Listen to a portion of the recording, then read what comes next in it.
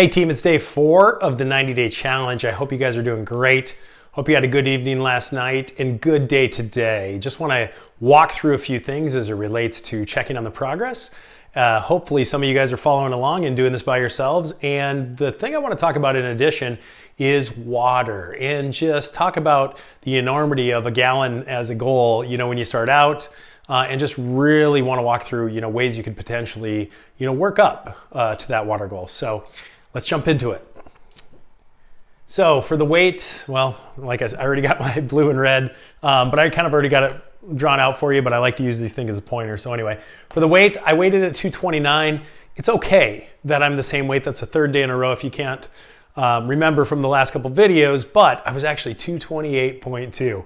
And most people would say, oh, that's a win. Not really, because I think I was 228.8 the day before. I just round up all the time if I'm above the weight, because working with even numbers is a little more pragmatic. It's not a bunch of numbers you got to remember, and really it could be a little bit of water here and there. It's really not significant to go the decimal points, I don't believe. So that's why I round up. I never round down, I always round up, just to give myself that little extra nudge to get after it. So 229 was what I weighed in at.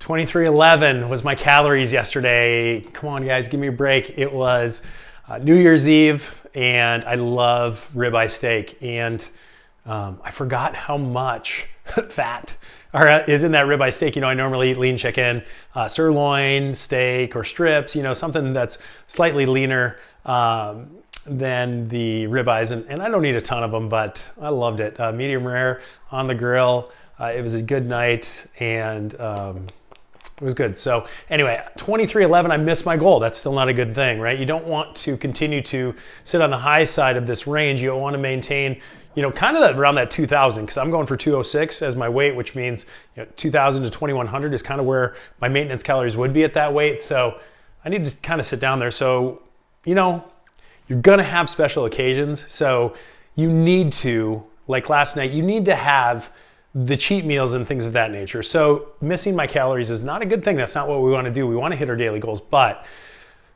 you got to be able to take time here and there, New Year's Eve especially, to have the quote unquote cheat meal, I guess, for lack of better terminology.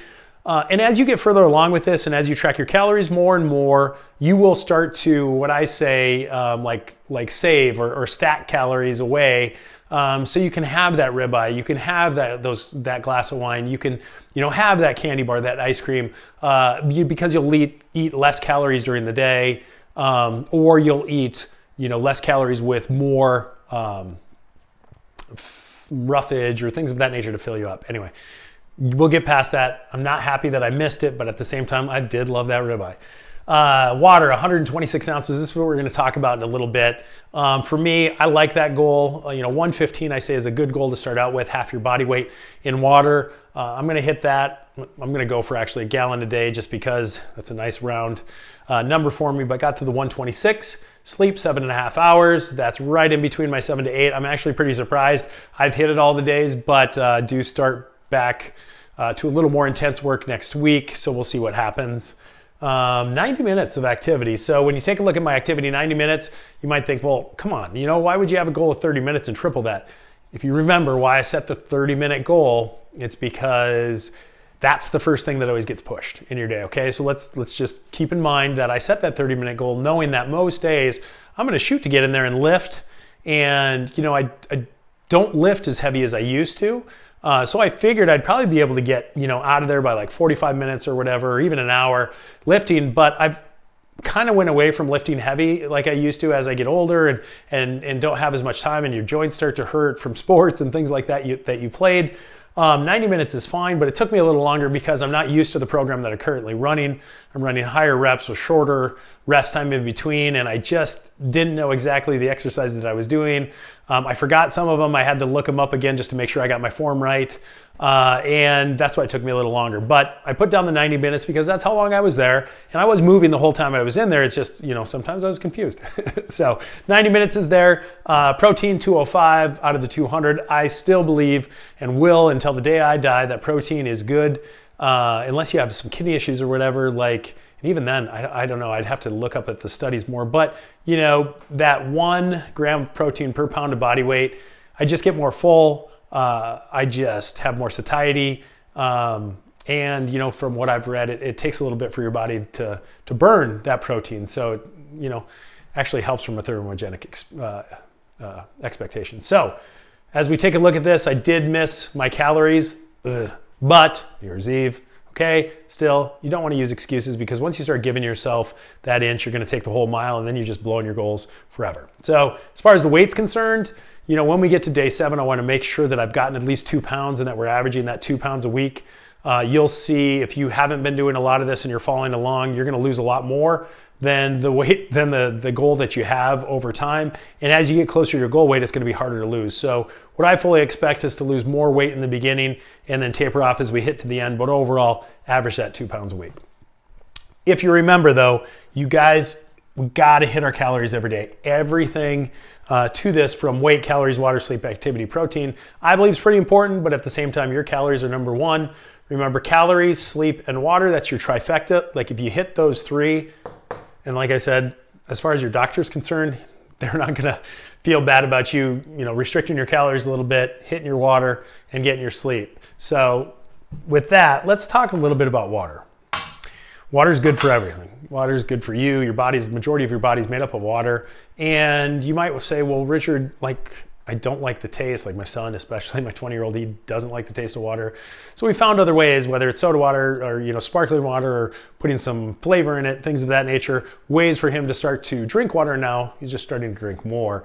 I think one thing that I want to talk about is just how do you start? When you take a look at this, it's a gallon. And for most of us, regardless of weight, over time, you probably should be shooting for, you know, 100 ounces or more of water. It's just, it really helps to flush the body. It's really good for digestion, really good for metabolism. It's good for everything, right? So I think having that gallon, if you're a person that weighs more or a bigger person like me, you know, having that gallon goal is a good one to have. But regardless of your weight, eventually you're going to be wanting to get into that, you know, triple digit number for water a day. But if you haven't been drinking it, you know, what do you start with? This is huge. This seems a little overwhelming right away, but you'll get there, right? So you might want to say, well, maybe I take, you know, go with the smart water approach, right? There's 33 ounces of this, or maybe I can double these, or, you know, drink 3 of those. But what I recommend from a baby step perspective is just to start with a good old 16.9 ounce bottle of water, 17 ounces. I used to, when I first started out, I would have, you know, 7 of these as my goal, right? That would get you, I think it's to 119 ounces, 120 ounces. So I did have between 7 and 8 because I'd be going for that goal of a gallon. But this is where I would start. You know, when you think about a really huge goal, we used to say, you know, that goal being like, oh, it's an elephant. You know, how do you eat the elephant? You know, 1 bite at a time. This is kind of like baby steps to your goal. Start out with smaller water. I would say, you know, go to Kroger and get, you know, the non-BPA, like generic bottles. You can get these for like $2.99, I think, for 24. So like a dime to 15 cents a piece. Refill them if you want. But this is where I would start. Definitely get your water in. Remember, out of the 3, it's right there with sleep and hitting your calories. So I hope that helped as it relates to getting up to that water. But if you want to do more research, you're going to find out you're going to want to get in that triple digits just for the overall. It makes your skin better, it makes your hair better, it just makes everything better. Water, just more water in your life, not too much, but I mean, more water in your life will make it better, will help you lose weight, will help you feel more full, all the great things. So I hope you guys enjoyed this. If you have any questions, please leave the comment, and we will look forward to talking to a lot of other things in subsequent videos.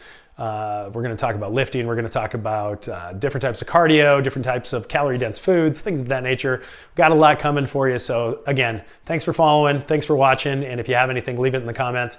And I hope you all have a good rest of your day. Take care.